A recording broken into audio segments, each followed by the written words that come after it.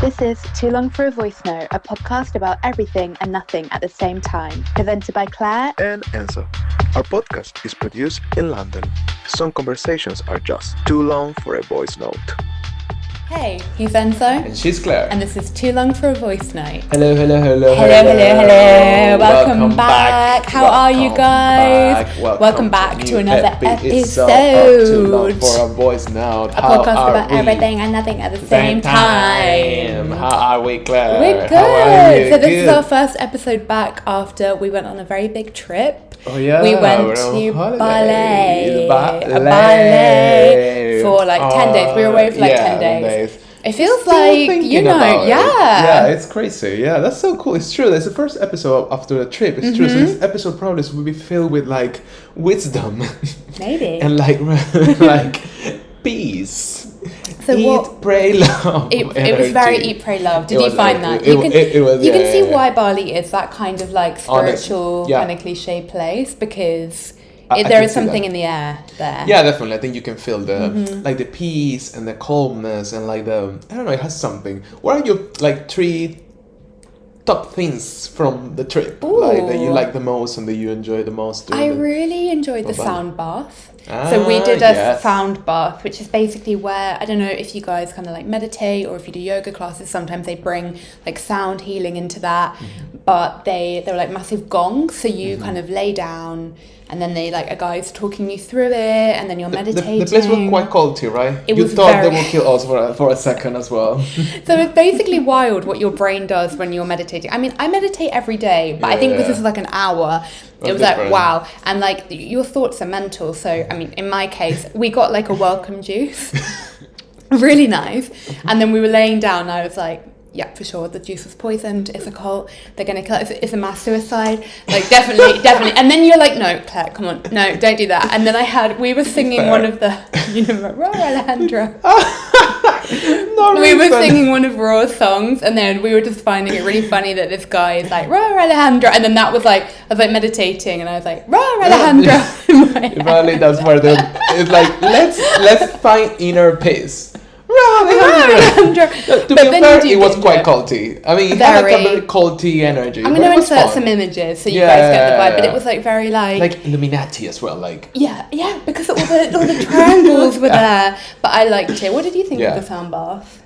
I enjoyed it as well. It was very fun. I think I will do it again. I mean, if we have more time around the area, we'll do it once again because it was fun. I mean, it was like a nice meditation. It was also very relaxing and like comfortable, and like the whole experience with the sound. It was very different. So I think it was cool. Yeah, definitely one of my favorite things. I like as well. The monkeys. They were funny. The monkeys were I was not too fussed about the monkeys. Really? Like, I mean, it was a fun experience. Yeah. I mean, they were like. I mean, they didn't attack us, which is good. They are scary. They're scary, but they're minding their business. They really are. They're like in their own forest, and that's it. That was cool. What did you enjoy? Which were the ones that you enjoyed? I did enjoy a lot of the food. The food was amazing. I think everywhere, every single place we ate, even the most like, I don't know, more expensive one, most affordable places, like anywhere we go, like the food was amazing, like very fresh, fragrant, like it was like a lot of flavors everywhere, and it smells as well. Totally. Which I think is kind of like things I enjoyed a lot. Yeah. And the spiritual part, I get why, I mean, like the cliche of being spiritual there, it makes sense because like we saw like they had they make these offerings every single day to the gods to being, I think because they are grateful for everything they have and all of that. So I think that's very interesting. They do that every day, right? I think there's like a real link between like themselves and nature because it's such a kind of like natural, like beautiful landscape. Like nature is like everywhere, whereas I think like we live in London, so you're quite removed from nature. But I think nature is really an everyday part of their life, and I think that makes it quite spiritual in a way. You know? I think so. Yeah, so like slow. Everything's slower, and everything is. It took us a minute to. Well, I won't speak for anyone else, but it took me a minute to get used to the pace. But then you do get used to the pace of like just everything is a lot slower. That's everything, right? You get used to at one point. Yeah. But definitely, even if you go to a place and you're waiting for food, it may take a lot of time. For Londoners, it's a bit like, what's going on? Because you wait here for a coffee for 35 seconds and you're already like, why this is taking so long?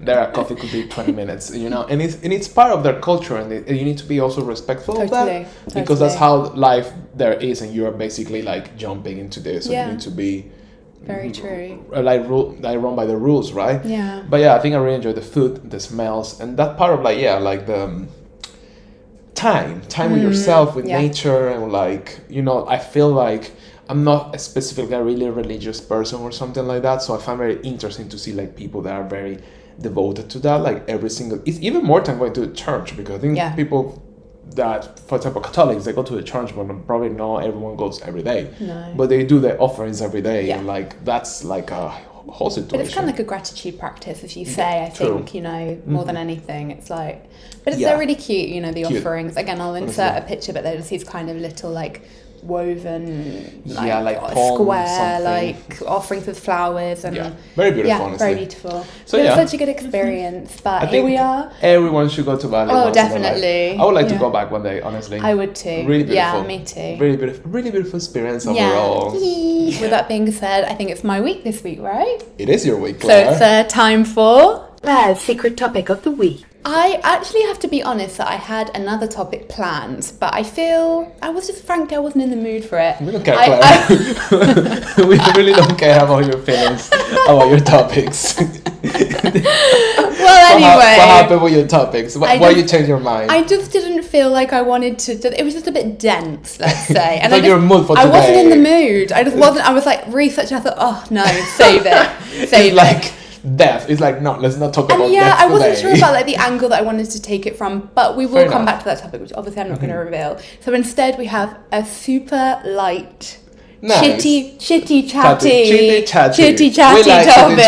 We clearly like this. But we're going to give you I'm going to give you some facts about it. I'm going to give you some kind of different insights. All right. And I'm going to explain why, but I think you're going to know in a heartbeat why I'm bringing this up. Okay. So this is based off of something that happened in pop culture, not that recently, say like last year. Mm-hmm. So I have wanted to do this topic for a while. Okay. But the question is... What's the question, Claire? Should you get back with your ex? Ooh. So, I wanted to talk about this because of JLo and Ben Affleck. Yeah, it's true. Yeah, so JLo and Ben Affleck got back together. I actually researched a bit of the relationship timeline. I love like timeline of JLo and Ben Affleck relationship. Literally.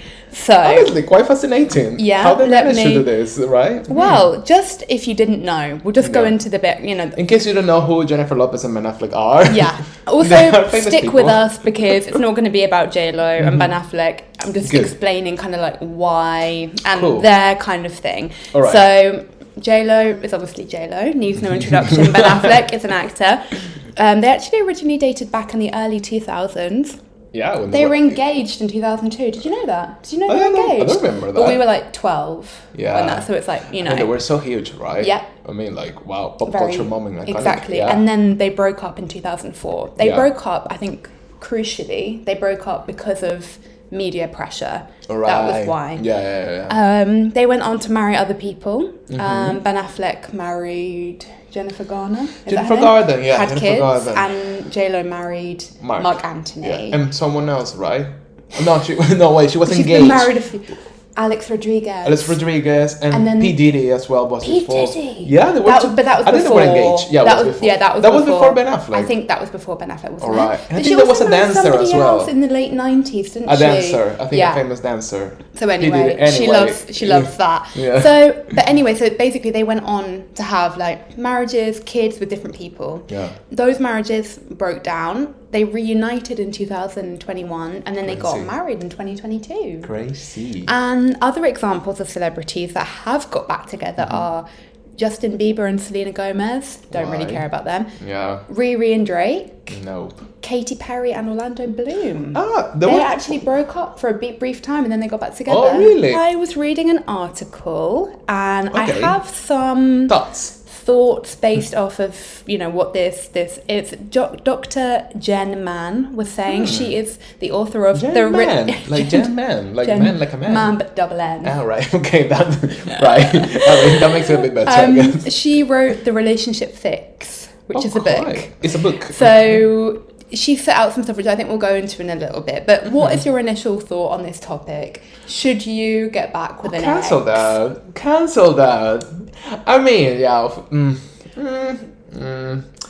I don't know. I mean, I guess it depends on the terms and conditions of how conditions. What you mean if like how everything ended? I guess it really because I feel like it's really.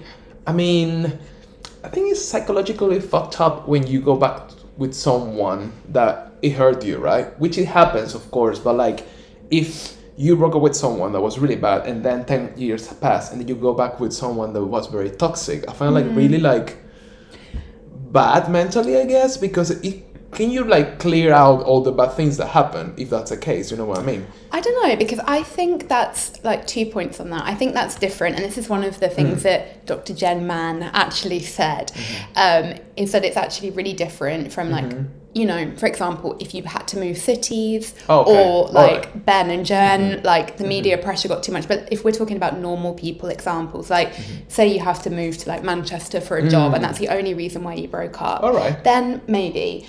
But there is another thing, which is, are you stuck in an unhealthy relationship cycle and therefore it's toxic? And then I don't think that's probably worth getting back together. But then shouldn't we be open to people changing? Like no second chances to anyone. No one deserves a second chance. I'm guessing you've never got back with an ex then. I guess we don't need to ask that. And so it's like, no. I'm joking. Like no one deserves a second chance in this planet. You fucked up. Oh my gosh. Honestly, that's a really good question. No, I think I have never get back. I mean, no, I had a relationship that was back and forward back in the day, but it wasn't like break up and going back. It was more like, you know, toxic the period cycle. of times like we broke up, toxic cycle that you're stuck in this forever, whatever. That's a thing that's different.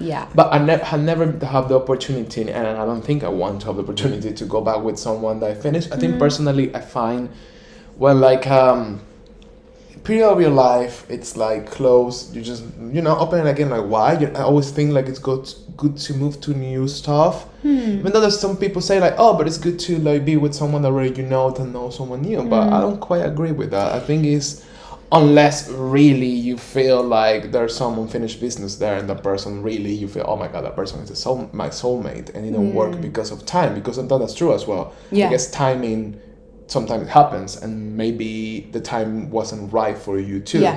But I think there's a lot of layers there. I think it has to be the reason, right? You know, because if somebody like cheated or broke up with you like really badly, I think, and it's true, in this article I was reading, they were saying that it's actually, I don't know, maybe we can take this to a more broader thing of like, can people change?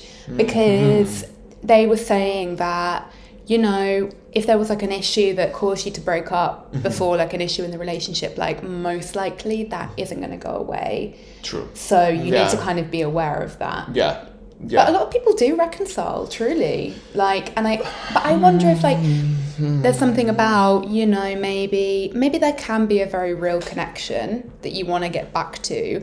Or is it just like comfort? Of like, I think most of the time it's comfort, you know, because I think like new relationships are in any extent, I mean friendship or love relationship or whatever relationship, they're hard. It's a lot of work, and maybe you think, and I think people think about like how long it will take for you to get that far with that person, you know, like if you know, which I think depends, but I think if you're with someone for 3 years, you know this person in theory enough, and then you start again, you're like, oh my God, how long it would take me to get to that level with this new person, which I think is a fair enough point. But I think we spoke about this before. I don't think like time equals qualities a lot of the times. Maybe you've been with someone for 5 years and you don't know them as much. You will know a person after 6 months because the relationship is maybe it's deeper, or it's a different moment of your life. You have more tools to understand someone else. So I think that plays a part there. But I don't know. I feel that's maybe it's like a fear of people. I do feel maybe it comes from fear. Like, oh my God, like it's maybe a bigger risk to start with a new person, and maybe then feel like, oh, it may end, so you're gonna be again start. But it's true. That's how I see it. I think it's that thing of like, you know what you're dealing with. We also don't stay friends with our ex. I was thinking about that. True. Neither of us have stayed friends with our exes. I mean, I have. Well, it happened. It's not like I'm the opposite of friends. Well, maybe, but not with all of them. But you don't have like you don't really have contact, and a lot of people do stay in contact with their exes. That's true, though. So I think there's something seems to be healthy as well. But then I don't know. I really don't know where I stand on that either. Maybe because we're a bit like, okay, well, we're closing the door. Bye. I think I'm really bad for that. I think we're that type of person. Like we need to kind of like we move on. It's a new chapter, and then what is there, it's there. We don't need to like be so attached to these old chapters. Maybe we're a bit more like when we're done. Game over. I think another thing about it is that like not only like you obviously have to kind of like put a lot of attention on that person, like has that person changed if you're going to reconcile, but also you think about yourself, and I think that's why I think I wouldn't get back with an ex, because it's like that version of me is gone. Oh, good point. You know, and it's like I don't want to relive. You wouldn't relive it. Like it wouldn't be exactly the same relationship again, obviously. Of course. Which is a good thing. But, you know, do you know what I mean? Yeah, because imagine this person changed some stuff. Isn't that weird to be in that place to be like, oh, that's different? Like, exactly. To change that. It's kind of like weird because it's kind of like your idea of this person is set. Yeah. And what if there's some things maybe they change for the better? But it's kind of weird because it's kind of like you left this person at one point, then time happened, you come back and you go back to, not go back in time, but it's kind of like you are in the same position with this person, but this person is different now. Yeah. So it's a bit weird to kind of like not witness the change of a person progressively, but just like a boom. You know what I mean? It's kind of like weird, like, oh, you do this, or you react like that, like, oh, okay. And I guess surprise, you know, like. If you do go back into it, I guess you should expect to go into it like as if this was a brand new person. But then that doesn't really work like that. You might as well just get a brand new person anyway. I was curious to hear like what Jen Man was saying about the 3 R's. Well, remember like the Rosalia and Alejandro. The 4 R's. 4, sorry. The 4 R's. Okay. So, first of all, they're basically like 4 steps that you would need to take for getting back with your ex. If you wanted it's like a guide. It's like a guide to getting back with your ex. So if you're listening, watching this, and you're like, the one that got away, I really want to reconnect. There's a guide, guys. Get out a pen. So Dr. Jen Mann says that step 1 is remorse. A heartfelt apology comes from the realization of the hurt that you have caused. Saying I'm sorry is not enough. It's not. These are just words. A meaningful apology verbalizes the understanding of the pain. So let's say this is worst case scenario. I guess she's taking us through worst case scenarios. Say somebody cheated, let's say, and then you're going to reconnect. So remorse. 2, responsibility. Taking responsibility is showing ownership of your actions as well as their impact, even if the pain caused was unintentional. When you take responsibility, you let the other person know that you understand the gravity of the situation. So again, it's kind of like a deeper apology, you know. It's kind of like, hey, I know I did this. I see you. I see what I did. I have so many comments, but I'll hold it. Wait. 3, recognition. It's important to provide a forum to talk through what has happened. This is my nightmare. And process everyone's feelings. So basically she's saying like go to couples therapy, I guess. Right. When people know that their pain has been heard, it helps them to heal. But that is true. Yeah. When somebody when it's like addressed, right? Exactly. Then you're like, okay. So the 4th and final step, remedy. The person making amends must repair the damage that has been caused and take action to avoid repeating the bad behaviour. I have a comment. Having a plan of action that addresses the issues that cause the person to behave badly is a good start. Sometimes that can mean ditching social media, switching jobs, attending therapy, or going to rehab. Wow. Okay. So it's basically like an action plan. I think I don't know if this is like the wrong attitude to have, because I have another thing to ask you, but like I was gonna say like it's quite a lot of work, isn't it? Like, who has the fucking time? I mean, for me, like, if somebody, if like your partner cheated on you and you came to me and asked me, shall I give them another chance? I will say absolutely not. Like, no, you fucking dare to block them. Can't move house. Run change away. Your name. Like, literally, like. I get it. I don't know. Maybe this is like a very bad view of like humans. I think people can change if they really, really want to. But I always remember this quote that was like always like floating around Instagram, and it's like, don't date potential. And that really stuck with me because I think I'd always find myself in these situations where I'd be like, oh, he has so much potential, I can fix him, I can help him. And it's like, that's not your job. Yeah, you're not 100%. Someone's parent. So 100%. You need to date somebody that is definitely not perfect, but is as near perfect, or their faults are manageable for you. Yeah. Because we're not going to change. Like, we're 32. Exactly. Like we will fine tune our personality a little bit, but not that much. And that's the core of things that won't change. Yeah. Are we maybe a little bit cynical, and also like delicate flowers? You know, like once we get hurt, we're like. I know. I was thinking that. You won't hurt me. I mean, not delicate flowers actually would be like. I think we are very sensitive in the sense of like, wow, once we get that feeling of being like cheated in this case, or being like played with or something, we're like, oh, we cannot go back to the place we used to be. It's kind of like a little scratch there. So maybe it's that's personality thing that I think maybe we're similar on that. So I guess if something as bad or something bad happened in the relationship, or maybe the person got aggressive or something like that, I don't know how I can just like go back and be like, oh yeah, I forgot this, or I forgive this, and like it's gone. You know what I mean? But I think we've both like taken a lot, you know, because you've been in a relationship where you took a lot, and I was in a relationship where I took a lot.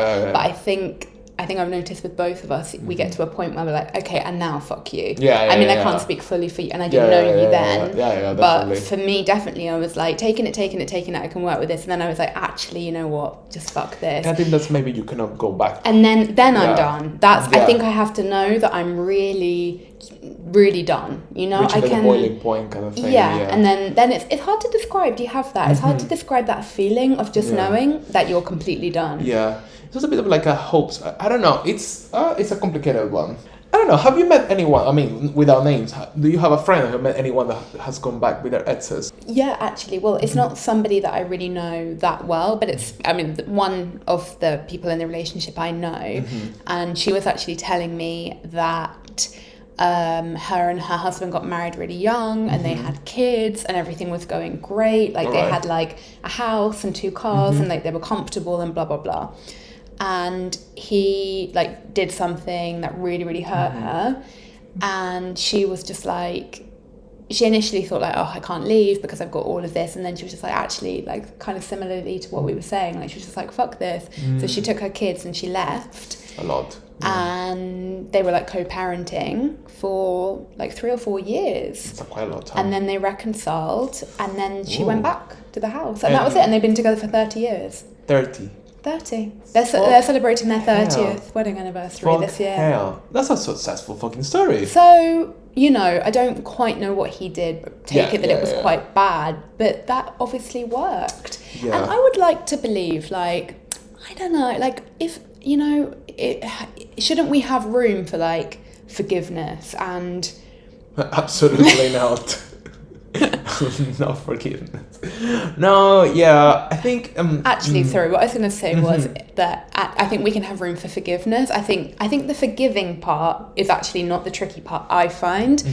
It's the feelings of change and also the trust as well. The trust, which I think is almost impossible to recover. How do you recover trust in any relationship? You know? Which is, as you say, it's like, it's a blessing and curse being like that, because again, people fucked up as well, and we are all humans, and we just have bad moments, and we have maybe moments that our heads, they're going to the wrong places, and we do something we didn't mean, and doesn't maybe that person deserve a chance and to be like, oh, I did wrong? Because, you know, also, like, the truth is, no everyone could be always super stable. No everyone is like stable mentally, in any like context stable, and like this is the moments that maybe things happen, and there's like, it's, can you like give the opportunity to the person to kind of be like, be better? I just feel like then there's another element to this, like maybe it's like the feeling part of this, like more like, what if this person actually feels there's something unique?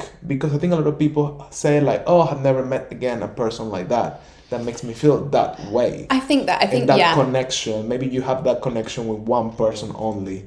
And I think a lot of people are afraid of that because I think that connection will be only in a lifetime. But maybe that comes from movies as well, Maybe. Which I think true. is a bit true. That kind of Hollywood thing. Yeah, love only happen once, and that will only happen once in your life. But you it's never true. love the same. You do have special connections with people. Yeah. Definitely, you have special connections with people, but it's that thing again of we shed versions of ourselves, and they're shedding versions of themselves. True. So it's that thing of and I also do believe, and I think this is what happens in a breakup. I think we humans, I don't know why we do this, but it's about evolution or our brain. We always look back on everything with rose tinted glasses. Always. So we always idolize, and we tend to forget. I think that's my biggest fear, I think that's why I don't like this. I don't like this. I don't like this. I don't like this because of that. Because I think I tend to be like that I guess we all have this when I look back to things, I always remember the good things because why we want to remember the bad things. It's better to keep the good memories, I guess. Yeah, true. After a point, obviously when it's too fresh or you're still healing or you need to work on it, of course. But then after a period of time, why you need to remember the bad things? If something will come up, hopefully it will be a good thing. So when you see everything with this light, obviously it looks better because you won't focus on the bad things or you will try to put them away. So that's why I may go back to this person because la la la la la. But then then the reality hits, I guess. And I think that's why people really struggle to break up, because I think you're right. When you've broken up and you're really missing them, I think it is really important to remember the bad stuff. Yeah. Because then I think we can be just remember everything good. It's so hard. Yeah. But it's actually you need to, that's why when you need friends to be no. Yeah. And then you kind of get over that. And then you're actually, I remember the good stuff, but I don't want them back. Yeah. Because I do believe you can have a lot of good stuff with a lot of different people, but the bad stuff, it's really specific and it can be really life-changing as well, you know what I mean? When someone shows you their bad side or what they can do to you in a very bad way, that's what it needs. That's we need to remember. We need to remember. Yeah. Because at the end of the day, you can meet a lot of person that can all give you good stuff, as you say, your version of that moment probably do things that was the best things ever, and that will keep happening. But the bad things are things that actually they hurt you, and that shows the character and what the person it's true actually and is. That for sure won't change, because I think I don't think so. Character changes. Yeah. I always think one thing that doesn't change is how people react when they're down or when they're in the wrong or their back is against the wall. Yeah. That's really telling, I think, of someone's character. I do have to say, I think there's something delicate to say, but there's something, it's my perception. But I do believe if someone maybe was not the right person because maybe it was an addict, has an addiction or in any type, and then that person maybe, went to rehab, clear themselves, and literally they're out of the whatever it was for a long time, and it's actually that's the real version. I think that could be different. Agreed. That's something that could be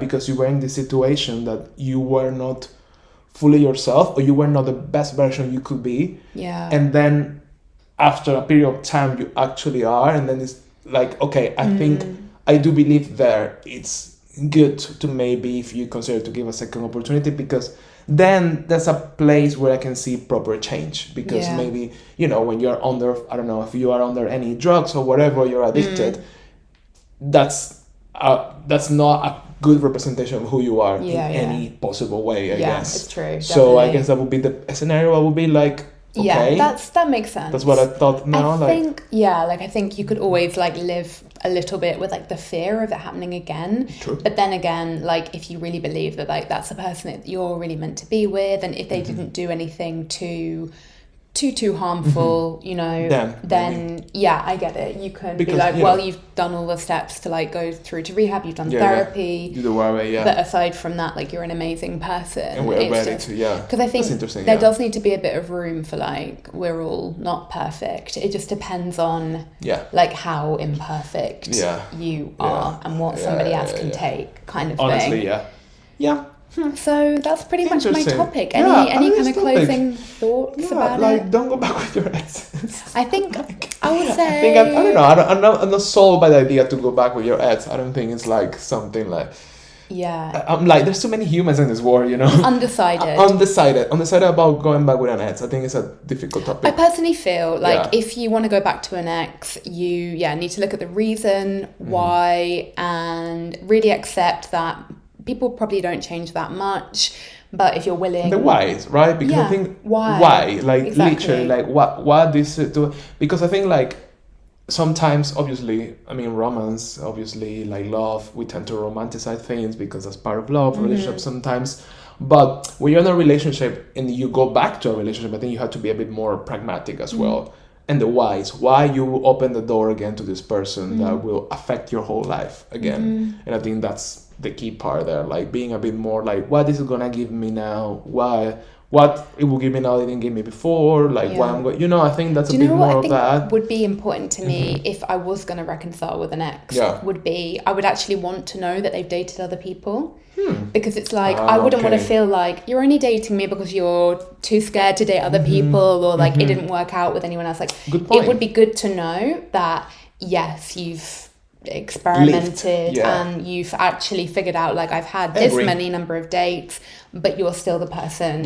I think if there's like nothing, if you've been separate for a year and like nothing had happened in that year, I'd be like, well, absolutely not. You know, I agree. I think it's a good point. It's about, I think what happens in the gap is important as well. You know? Agree. Like a revision. And in like Jen and Ben's case, clearly they had 20 years. They have kids. Family experience. So there's something between them. Clearly, because they lasted 20 years. It's like the reason why probably they're back together. Yeah, there's probably something really special between them. It's kind of like there's probably something very special between them. And the growth, obviously, as you say, like they have the life going on, so probably. I always forget that Ben dated Ana de Armas. Do you remember that? That's crazy, right? That's like a weird period of time, right? Really, really rogue. Anyway. Nice couple though. JLo and Ben made it back together, and that's that. So guys, I hope someone has like a story of going back to the exes, because I would like to know. Like, please, like, write it on the YouTube or channel. And if or whatever, you feel like Instagram. share if it was any different. Was it better? Was it worse? It was worse. Are you glad? Are you still with them? Give us the details because very interested in that. Well, remember guys, to like, subscribe, comment whenever you hear you listen to our podcast, Spotify, Amazon, YouTube, whatever it is. Please remember to give us a little review because it helps us a lot. Yes. See you next week, guys. Bye bye.